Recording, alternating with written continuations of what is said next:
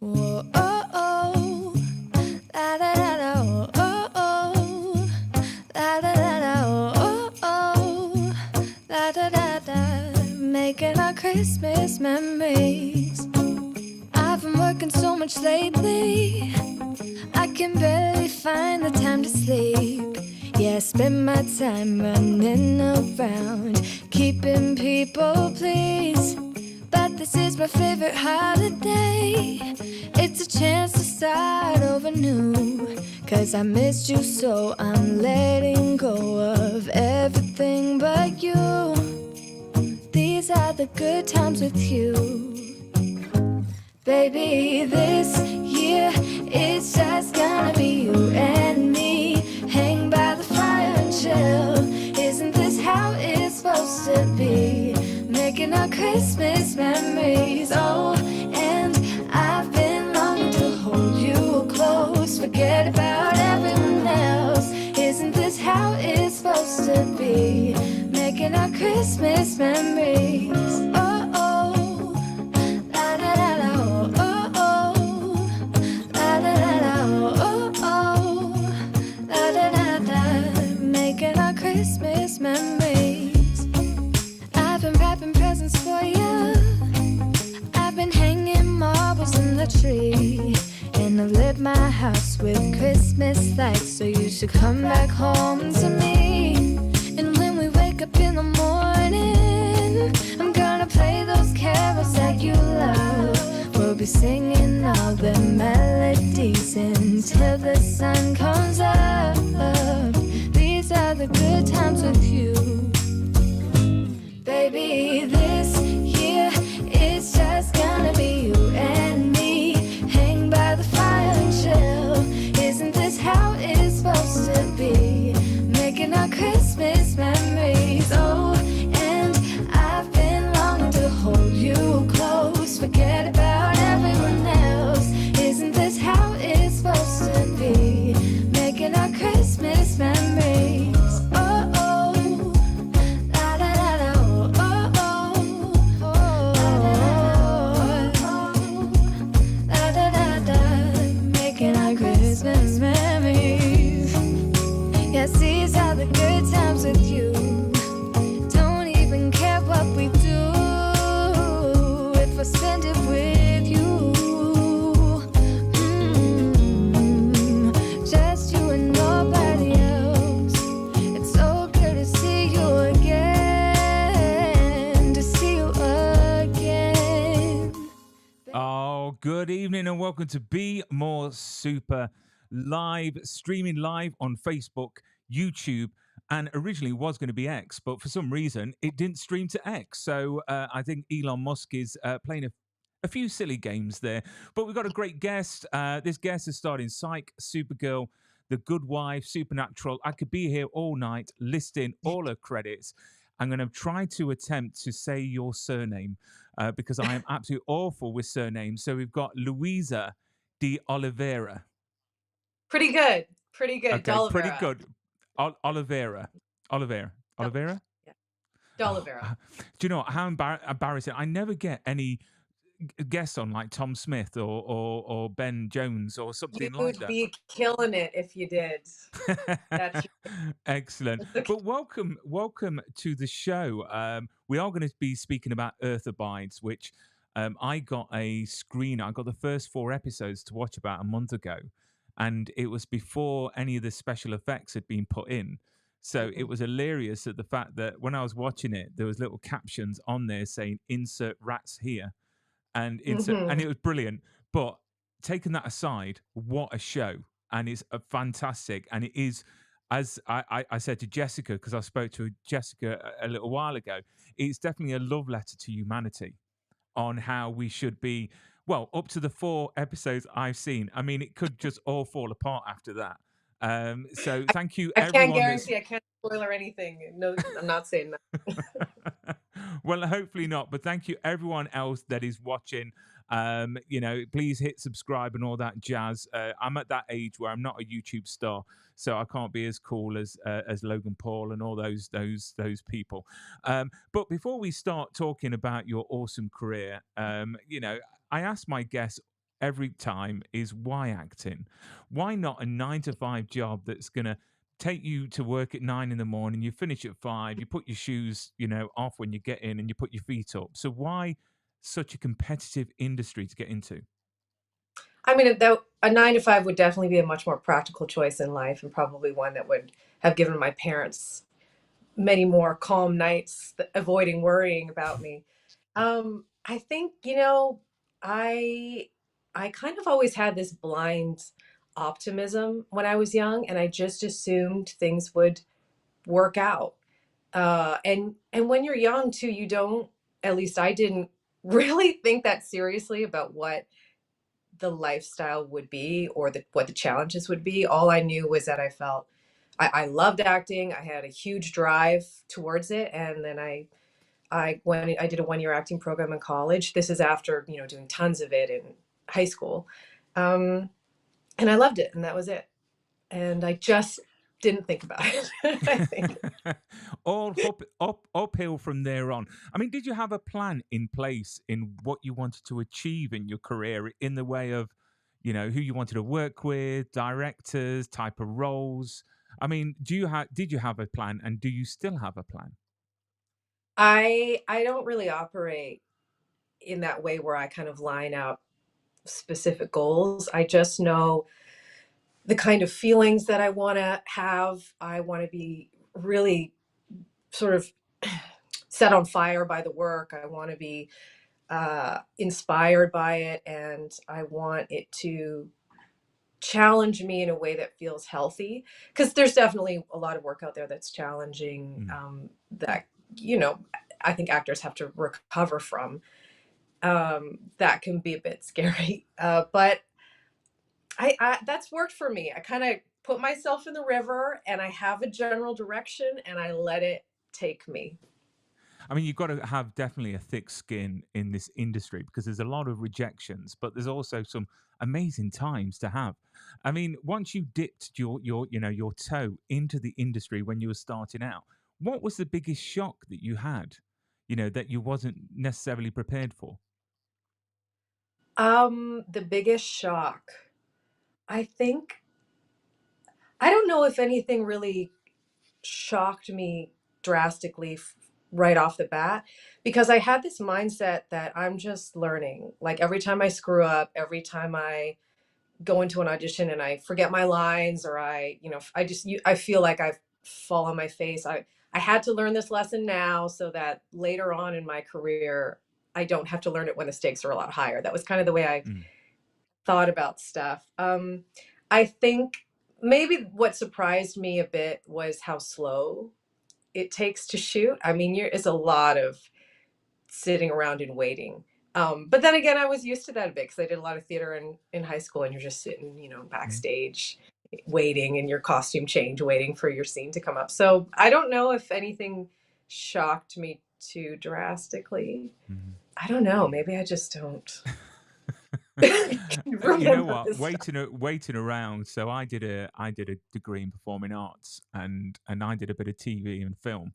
And when you said about waiting about, that is probably the worst part of it because literally you sat there for ages, and then all of a sudden you get the call to come on set, and it's so frustrating. It really really is.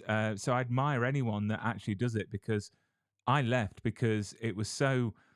I don't know. I didn't have that much of a thick skin because there's a lot of auditions that they were looking for a certain type of person. You had to be a certain size, have a certain eye color, and they wouldn't even see you unless you fitted, what it looked like. And I thought that was slightly unfair on your ability to actually perform because they Yeah. didn't even see you before that, and that is still happening now with castings where they're Oh just yeah. looking for certain looking people when it shouldn't be the case. So going back to your younger self when you were starting out, knowing what you know now, what secret gems would you tell Louisa when she was just starting out?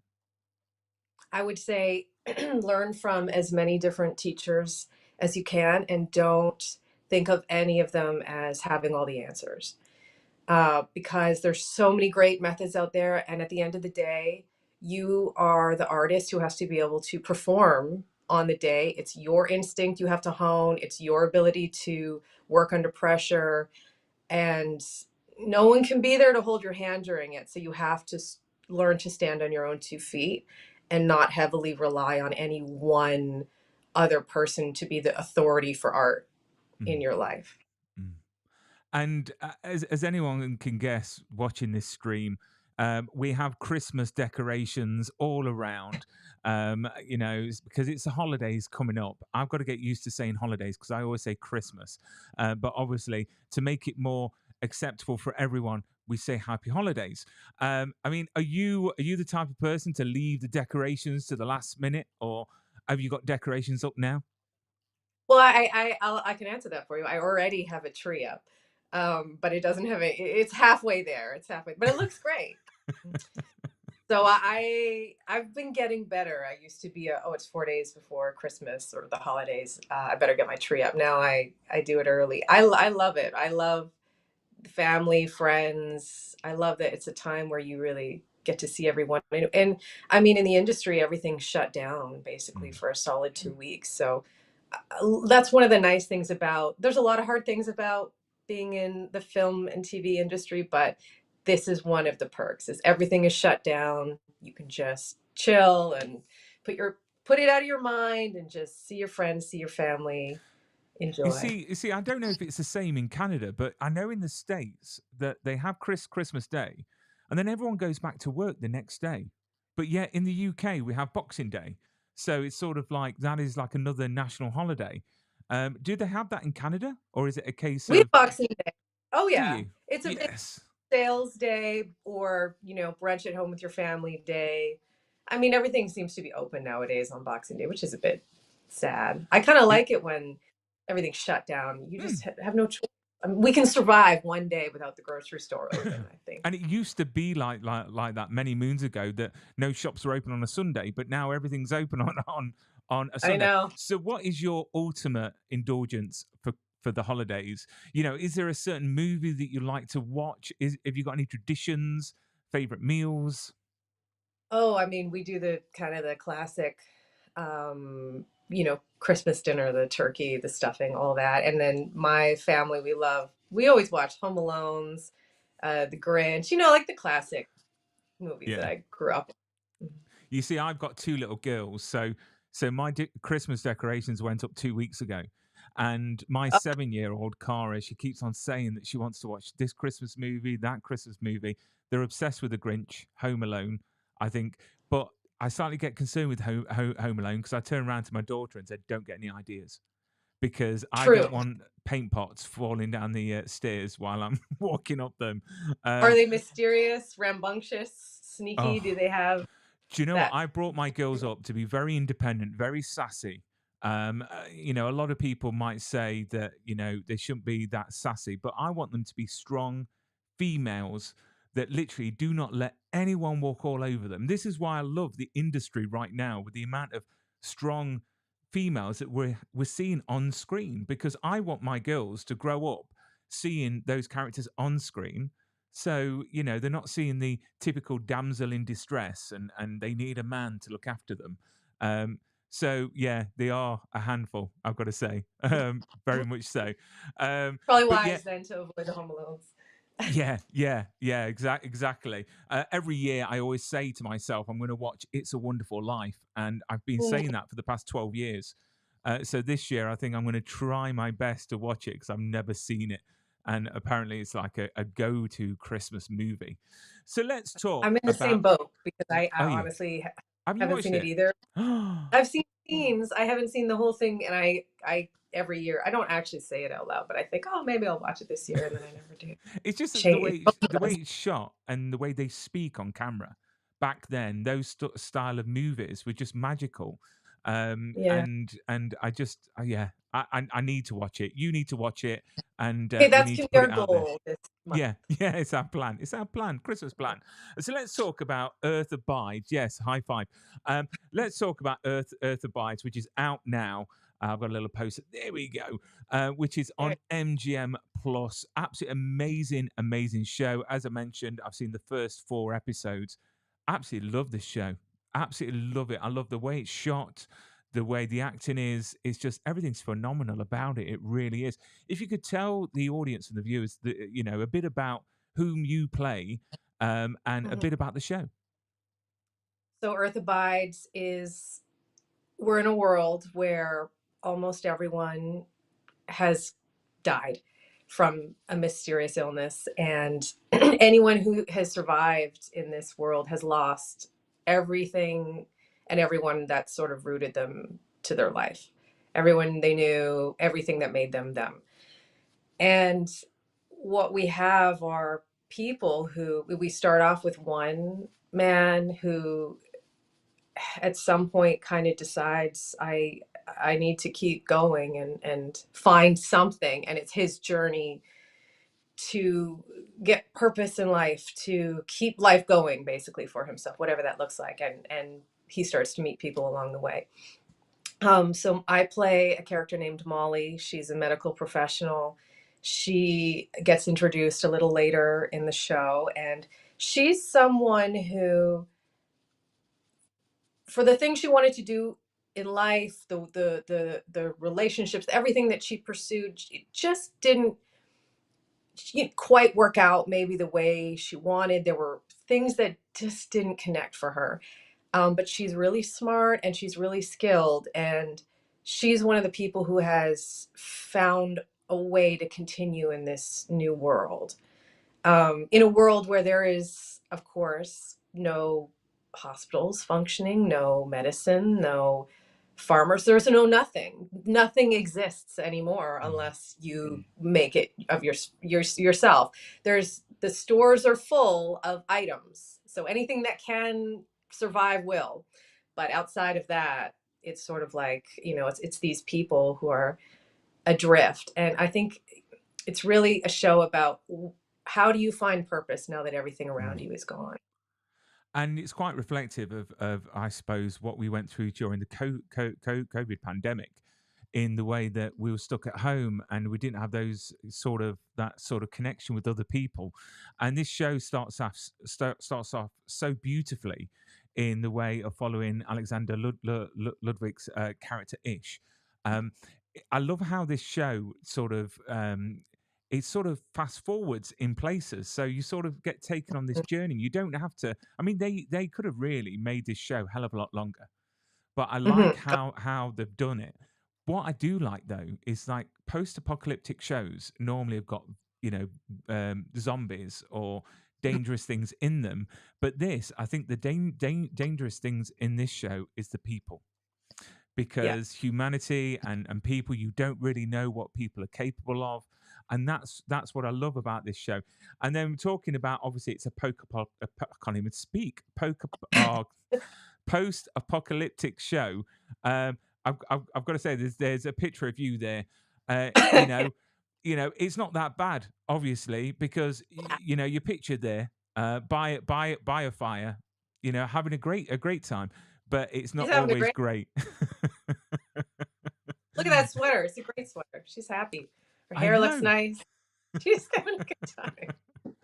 But oh, my computer. Then we've got a question here from Bradley.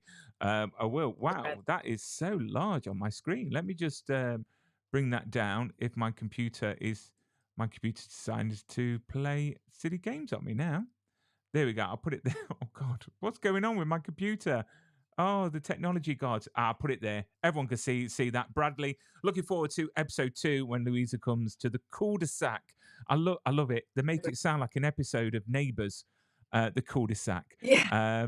So yes, Bradley, she does make a awesome entrance, and that's what I like about this show, is that there's no small characters. Even though we've got the leads of Jessica and Alexander, I think the way the Mm. writing is done, I think it's incredible. I mean, when you first saw the script and the story and how they've adapted it from the books, what were your Mhm. first impressions?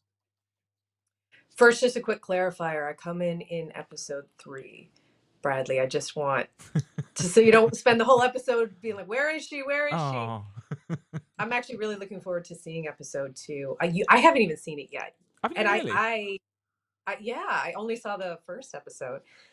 Um, I when I got the scripts, I was so impressed with the focus on it just felt like life. It felt Mm, real.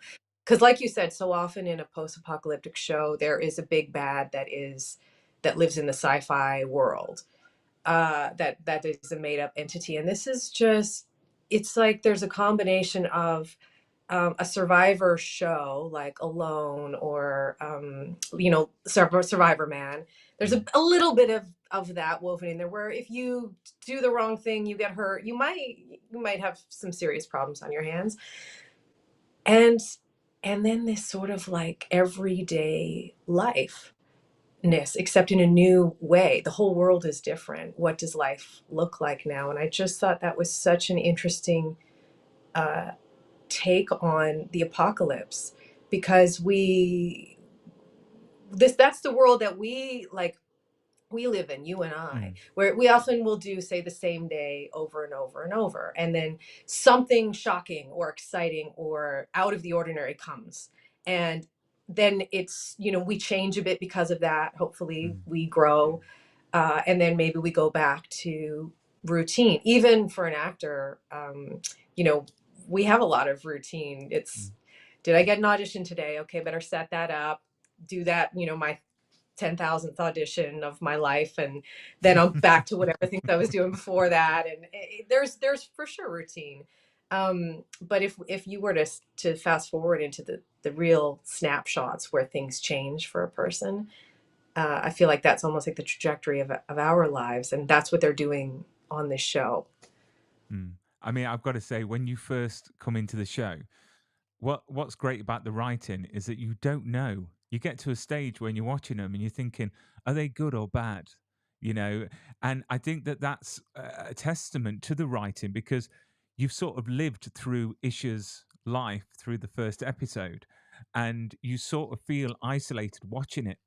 So when people start to get introduced in the show, you were sort of feeling the same emotions as Ish, Mm. because you're thinking, oh, you want to protect what you've got, and do you trust this person? And you start asking those questions.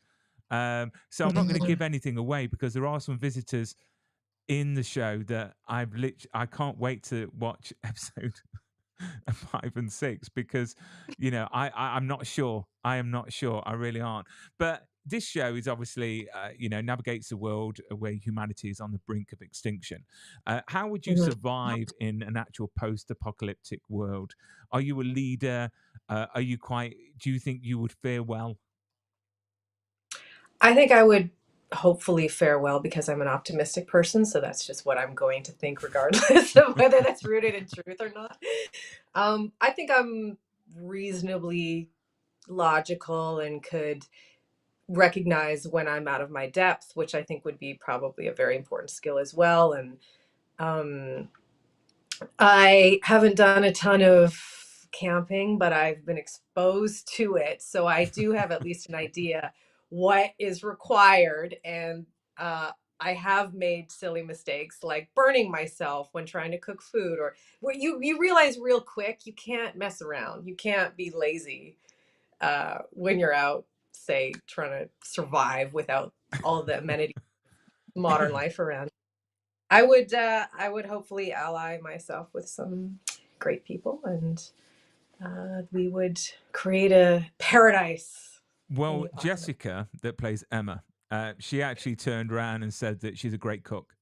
So that's Oh how my she gosh. she would survive. She would cook amazing meals, which sort of reflects how a character is in the show. Um, Yeah. but She is, but by the way, an incredible cook. is she? We can all attest to that. She cooked us an amazing dinner. Excellent. I What? mean, Yeah. your character in this show as well is quite multi-layered. You're a Mhm. medical profession, but everything's going on around you. How do you prepare for a role? I mean, do you get like sort of the description and a bit about the character? I mean, how much of Molly is off the page, and how much of Molly is you? I mean, I think it's probably, I couldn't give, I don't know percentages wise, but it's definitely both. Like inevitably, there's a certain amount of me and the way I understand the world that I naturally put into Molly. And I think too, you know, often when you get cast in a role, unless you're really are playing a character, especially if you have an accent or you're putting on behaviors, um, they're casting you because they see an energy that you are naturally giving off that works with Mm. the way that they see the character. So I do think that there is a certain amount of me that comes through. I with her, I really tried to focus on what her day to day would have been like and what kind of person uh, would be driven to pursue the career and the choices that she would have made in her life, because it takes a particular kind of person, just like it takes a kind of person to want to get into acting, to want to get into theater and podcasting, Yeah. like yourself. You know, someone who I think Molly liked, she liked having skills, she liked having influence to help people. She she needed something that would root her in herself with a value in society. And I would imagine there's a certain level. In my head, I set it up that her parents were extremely high achievers and not around all that much. So I think she operated okay in a sort of a lonely fashion, which is one of the reasons why she's actually been able to go on.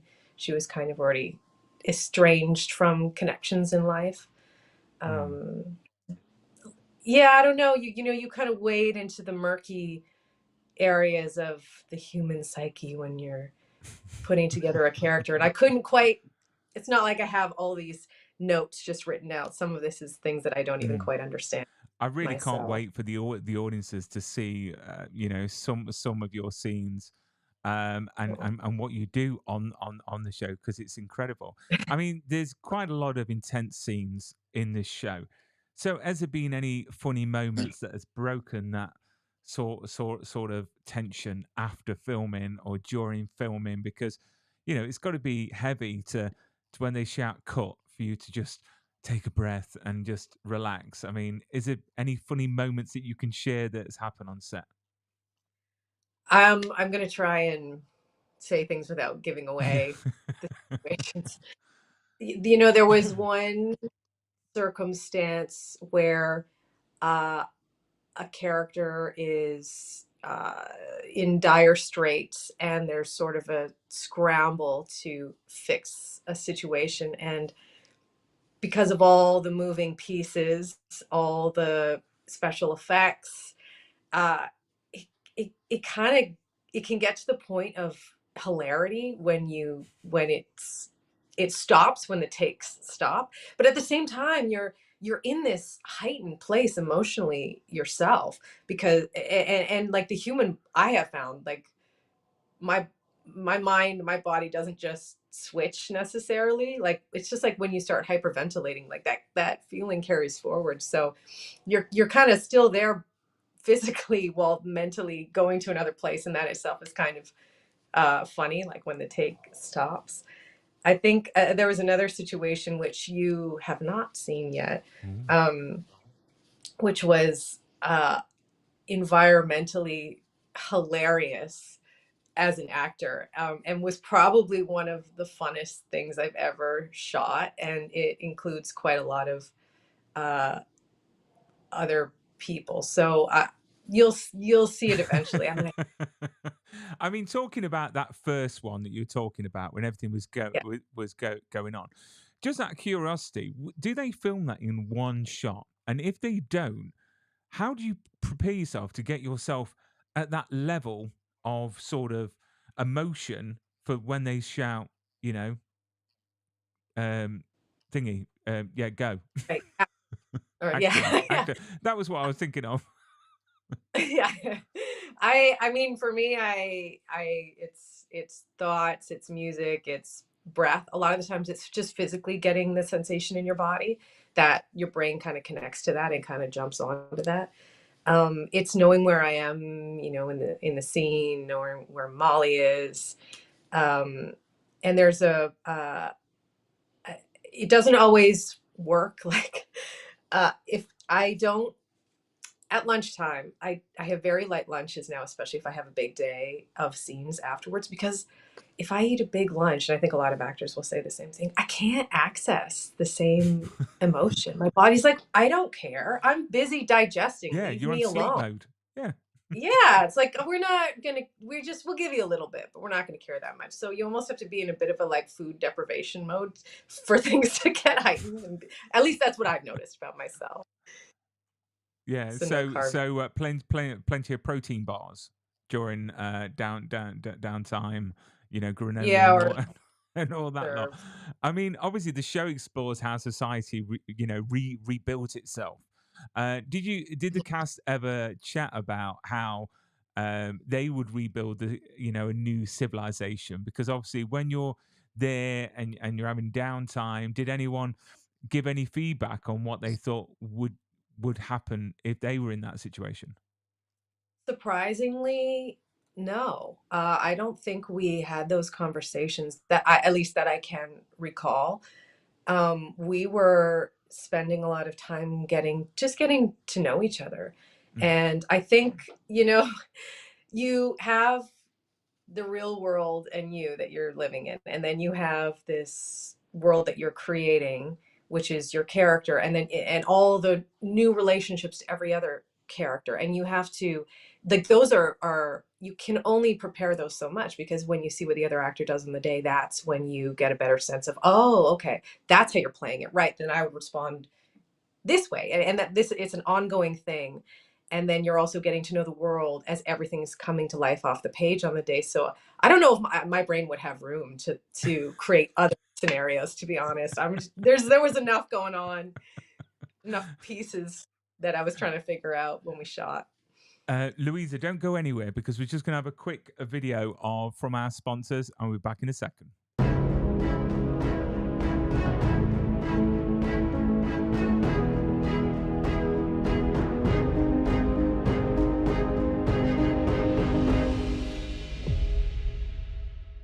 See, that was quick. Oh no, yeah. Oh, Was bless you. quick. Yeah, it was quick. It's basically our sponsors prop store, and the next question ties into our sponsors. So our sponsors are a place where you can get screen use props and costumes from your favorite movies and Oh, TV cool. shows. They're based in Yeah. LA and in London, and they're giving me a great code to give everyone some money off, 10% off at the buy now section. And all they've got to do, they gave me, I wanted a cool code, Louisa. I wanted like Be More Super 10 or something. They've Mm. given me Bryan 10. It's a nice, simple code. Just put that in their website, which is propstore.com. But yeah, I mean, did you take anything from set? Have you taken anything from set from previous projects? What have you stole, I Louisa? I didn't take anything from Earth Abides, uh, except actually, well, I didn't take. I bought some wardrobe. I try to not just assume they're gonna give it to me for free. So I pay. But from the 100, I was given, I should say, when we wrapped, some of my wardrobe from in the middle of the show, which was so wonderful. Because I mean, we would wear the same wardrobe for 2 to 3 seasons at a time, the same pair of pants, for 8 months straight, Wow. the same top, the same whatever. So I lived a lot of my life in these clothes, and it was so wonderful to be able to take them with me. And a few of them I actually used. One of them was a sweatshirt that Amori would wear all the time, that we used when the weather got colder, and I used it in the audition for Earth Abides, which Oh is wow. really, really cool. Yeah. That's a good luck charm, obviously. Yeah. And I'm really amazed that you get an opportunity to buy things as well from set, because I was speaking to Anna Hopkins a while back, and she was on a show called Bad Blood, and her character would wear like all designer clothes, and she was Mm, like sort of like head of the mafia in this show with Kim Coates. So cool. she said that she got an absolute bargain because she was buying these designer outfits that would cost thousands of dollars, and she was getting them at a steal. So Yeah. that is a great opportunity. But we Really will good. go on to the 100 in a moment. But have you got a favorite scene that we've got to look out for on Earth Abides? I have a few favorite scenes. Um, there's a scene where one of the other characters is going through is having a bit of a breakdown, and I'm there trying to support this person while having my own opinions about what they're having the breakdown about, while being very concerned about them, wanting to help them, not knowing how, not being able to a degree. And that was really wonderful to shoot, because it was such a nuanced and heightened scene. And then I had a couple scenes with Alex that I really enjoyed, because him, Ish, and Molly are both quite headstrong. Um, and they, as normally happens, there is a clash of opinions, and and it needs to be, they have to, do their thing and sort it out between them. And I think in doing that, they get to know each other better, as happens in life. When there's any kind of conflict, if you're adults about it, you can get to know each other better afterwards. So I really enjoyed those scenes. And then there's also some other scenes later in the last two episodes where Molly takes some of the growth that she's had and is able to pass it on to someone else. And that was really beautiful to shoot too. So yeah, some really wonderful, wonderful scenes. Do you know what, the whole show is fantastic, and the great thing I'm seeing is because the trailer for this show was shown after the finale of a show called From. Right. So everyone literally has jumped on it because they need something else to watch, and what a show to watch. Alexander, I've got to say, is a great actor. I've reached Mhm. out to his people on social media. I'd love to have him on the show. I think he's an incredible actor, and he just seems such a nice man. And he's Canadian, like yourself. Mhm. All Canadians are nice. I've never met a bad Canadian. I mean, where does that come from? Because that's like a running thing, isn't it? That all Canadians are nice. I mean, where did that come from? Do you know? I, I don't know. I mean, especially if you go to certain parts of Canada, and I'm a pretty friendly person, but I was floored with the level of uh, friendliness, which is way beyond even what I'm used to. I I think part of it maybe comes from where you live. Uh, like if you're in the city, there's a natural tendency to not, Mm. maybe say hi to everyone, because it's exhausting. You can't say hi to every person you cross the street, right? You can't. You can't. But when you're in a smaller town, I mean, Canada's so big, it's so spread out. Um, if you, I have found that in the middle of Canada, the Maritimes, people in smaller towns in general in Canada, people are just so friendly. Like they're so happy to hear about where you're from and what your life is like, and what it's like all the way over there on the West Coast. Like there's a sort of like, I don't know. People don't know. We're so far apart up here, and there's not a lot of us compared to, Do say, you know, I've America. never been to Canada, and it's I've been all over America, but never to Canada. And saying that, though, I've been Yeah. around the world, but I've never been to Scotland, which is a crime in itself. I've got to say. So, lastly, on Earth Abides, if you could send a message to your character in the show, offering her some advice or encouragement, what would it be? It would be to I would tell her that you can trust people more than your instinct tells you with who you are.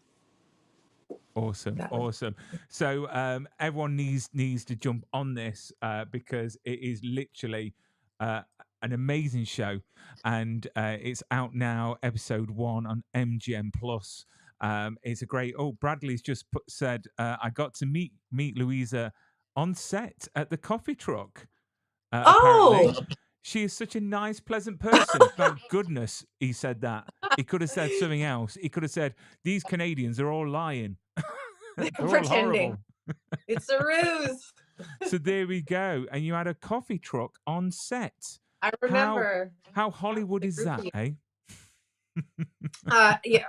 When you're doing 12-plus hour days, 12 to 16-hour days, coffee trucks are very, very wonderful. caffeine is the way forward. So let's touch on the 100 because I have been badgered by lots of friends, and I've got a massive confession to make, Louisa. I haven't watched it. I do apologize. It's But do okay. you know what? I have got this idea in my head that there are so many shows that I haven't got around to watching. And then when I've watched it, I've said to myself, what was I thinking? Why have I not? I had that with Sons of Anarchy. I had that with so many shows, and Mm, you play Amori in the show. And yeah. we had a little while back. We had Tassia Tellis on the show as Oh, well for yeah. when she was Amazing. on Shoresy. Yep. And I confess the same to her as well. And I need to get around to watching it. Here's a picture of you There on I am. that show. I mean, I'm going by what the fans say because this fan base is incredible. To say, I Mm. mean, when did the show finish? It was quite a few years ago, if I'm right in saying. Yeah, it finished in 2020 or 2021 was when the finale aired. So it's been done now for 3+ years. We did 100 episodes in total. In the last Awesome. season, they were typically doing 13 episode seasons kind of near the end, and then they upped it to 16 so that we could say 100 episodes of the 100, which I think was they just really like that kind of stuff. And did they end it correctly? Did they end it with an ending that you're happy with? Because we've just had Superman and Lois Mhm. just have the finale the other night, and can I just say I was crying my eyes out the entire Uh, episode. It was such an emotional episode. Did they end the 100 in a respectful way, in your opinion? I mean, I like the ending. I think depending on who you ask, you might get a different answer. The 100 in general was a very painstaking show because a lot of people died, suffered. You get to know a character, you love a character, and then you lose them. So I think that it followed the track of the show, which was that this is going to hurt you, but you're also going to enjoy big parts of it. And so yeah, I so basically you're telling me to watch it, but then just don't get too invested in a favorite character because they could be dead. I mean, get invested. Just prepare yourself. Prepare yourself. I mean, Lots. the fan base for this. I mean, I was looking over some of the groups on Facebook, and Mm. obsessed, is one They're word, but I would say beautiful. passionate, absolute Mhm. passionate. They really are. I mean, you do a lot of conventions to do with the Mhm. 100. I mean, what are they like? What is it like? Meeting these diehard fans of this show. It's amazing. I was overwhelmed at first for sure because I did this because I love acting and I wasn't prepared for being on a show that was a hit, had a big fan base where people were they would show up dressed as my character. They were heavily invested in, and it definitely caught me off guard. Um, but man, we're so incredibly fortunate because these are I think for the majority, if not all of the cast, this show was a huge part of our lives. We got very emotionally invested in our characters. We sat in these characters for years.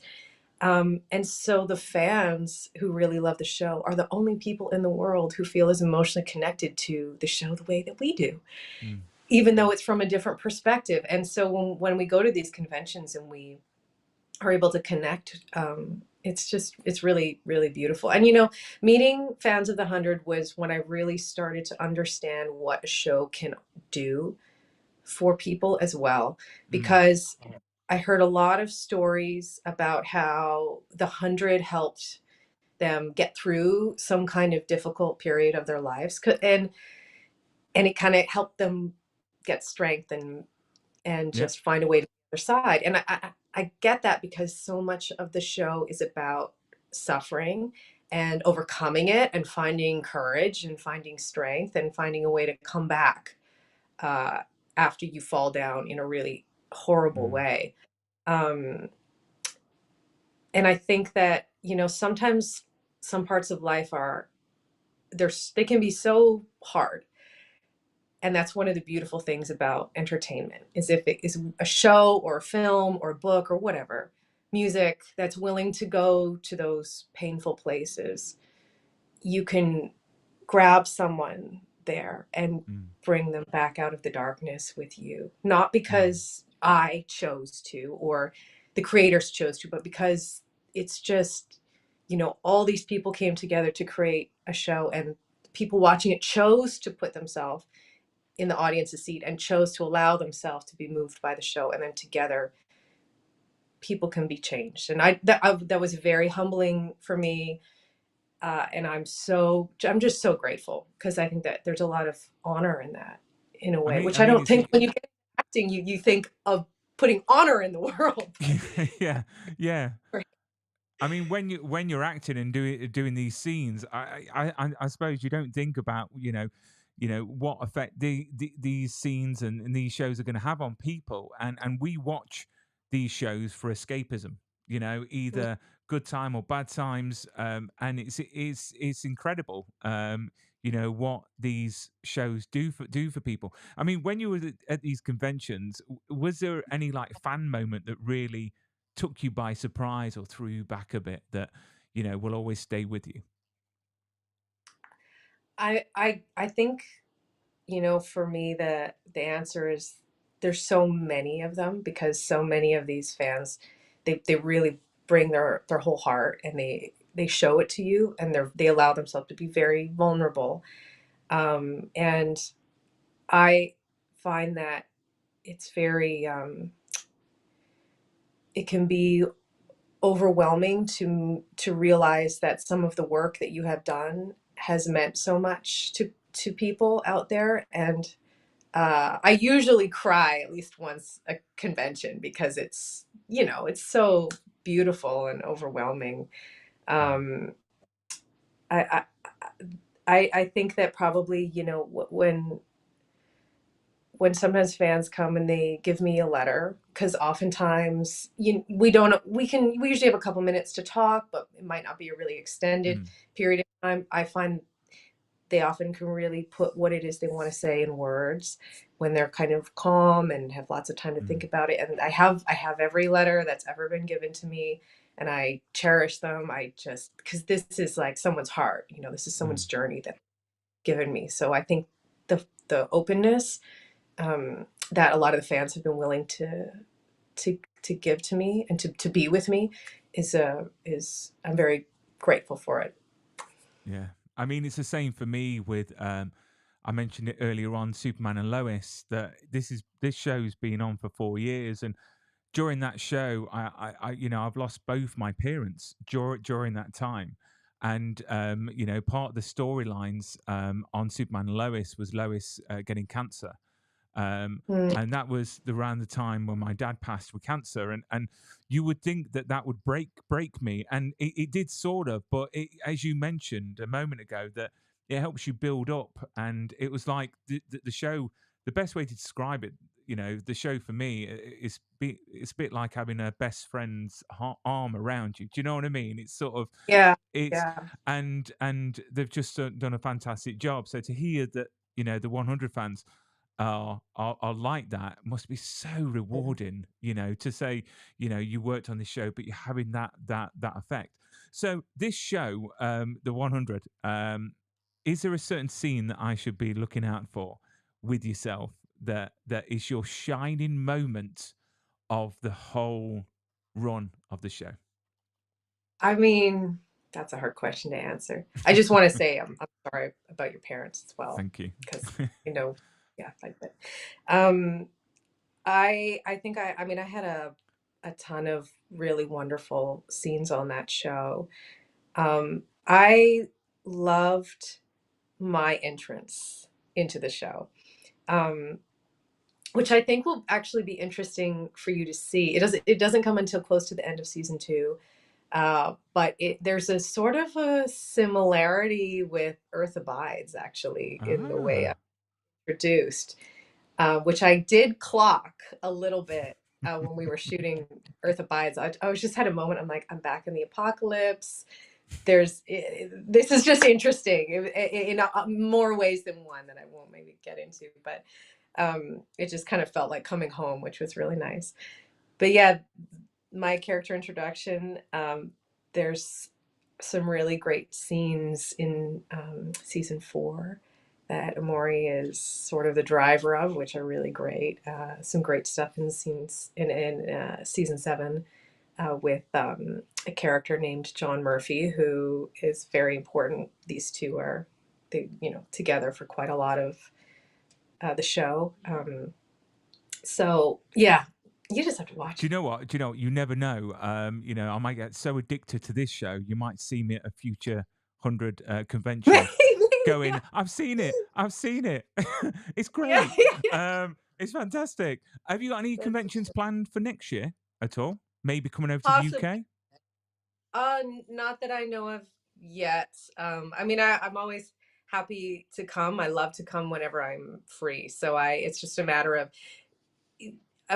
if there's 100 convention that's being set up, or if it's sort of like a mixed show convention, like if they who's available and who the fans really want to see.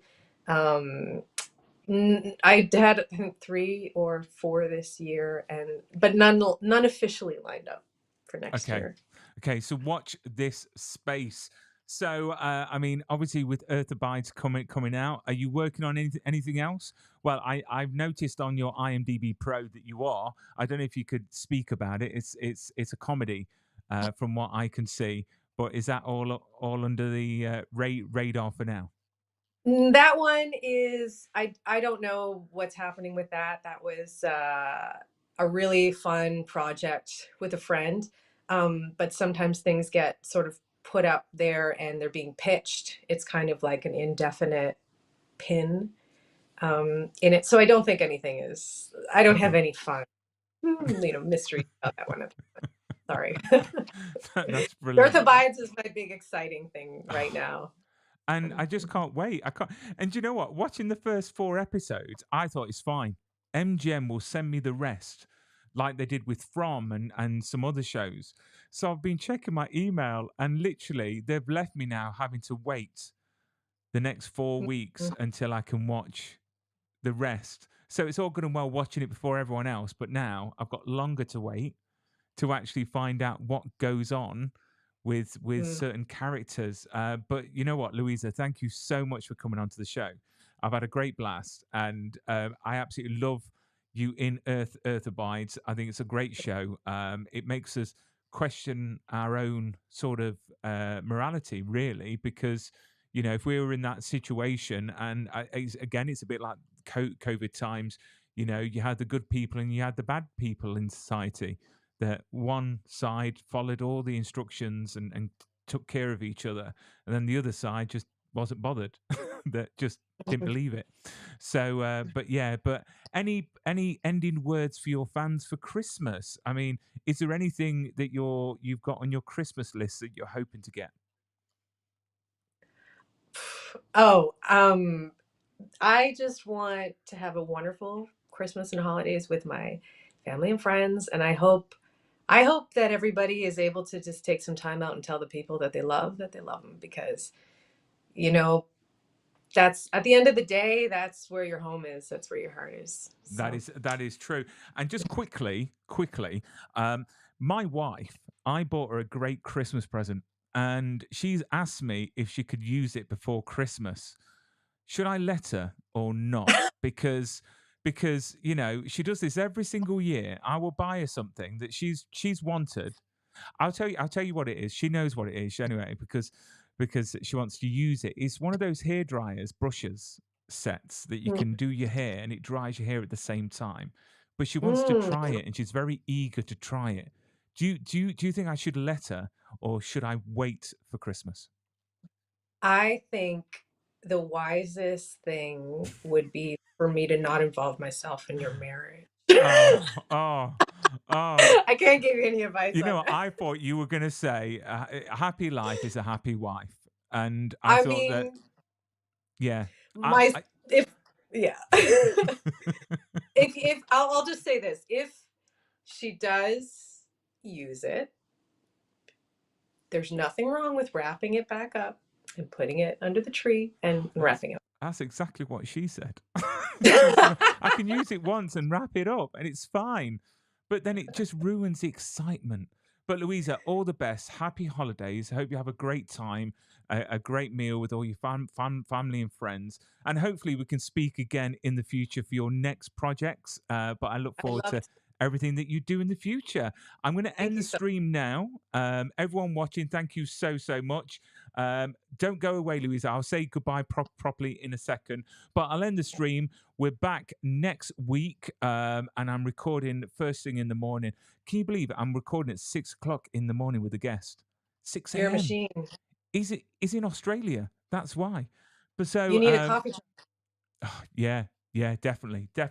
But Louisa, don't go anywhere. Thank you so much for everyone watching, and we'll be back next week.